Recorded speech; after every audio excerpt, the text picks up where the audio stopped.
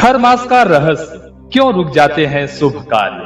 The science and story of Kharmas. क्या आपने कभी सोचा है कि साल के कुछ दिन ऐसे क्यों होते हैं जब हमारे घर के बड़े बुजुर्ग किसी भी शुभ काम को करने से मना कर देते हैं? न शादी, न गृह प्रवेश, न ही कोई नया संकल्प। इसे हम खर मास कहते हैं।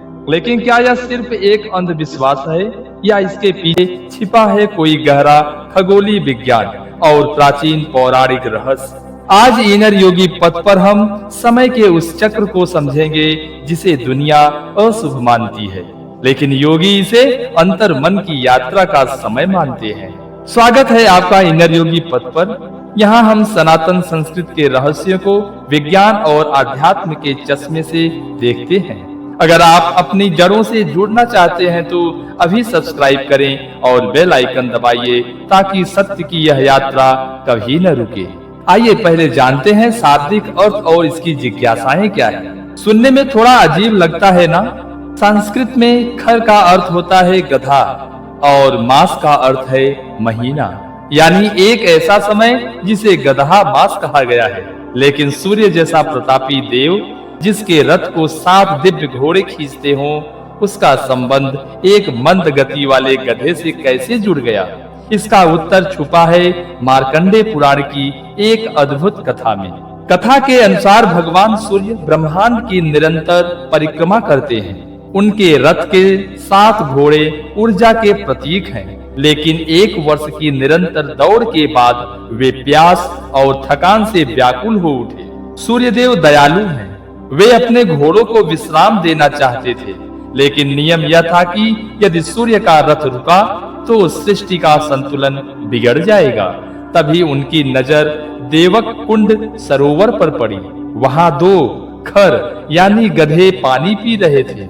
सूर्य देव ने घोड़ों को विश्राम के लिए सरोवर पर छोड़ दिया और उन 2 गधों को रथ में जोत लिया। अब गधे तो गधे हैं, उनकी गति मंद थी। पूरे 1 महीने तक सूर्य का रथ धीमी गति से चलता रहा, जिससे उनकी ऊर्जा पृथ्वी तक वैसी नहीं पहुंच पाई जैसी पहुंचनी चाहिए थी। इसी 1 महीने को हम खर मास कहते हैं। आइए खगोलीय और वैज्ञानिक दृष्टि से इसका विश्लेषण करते हैं। अब आते हैं इसके पीछे के तर्क पर।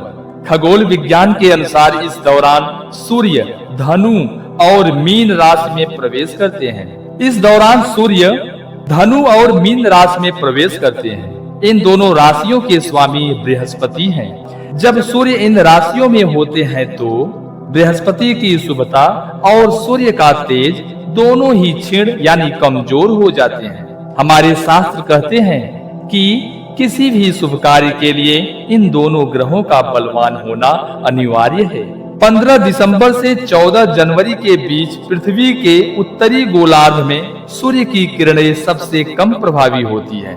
यह समय बाहरी उपलब्धियों का नहीं, बल्कि शरीर को रिचार्ज करने और अंतर्मुखी होने का है।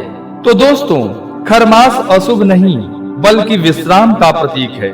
जैसे सूर्य ने अपने घोड़ों को विश्राम दिया, वैसे ही यह समय हमें खुद को ठहर कर देखने का मौका देता है। अगर आपको यह जानकारी पसंद आई तो इसे अपने मित्रों के साथ साझा करें।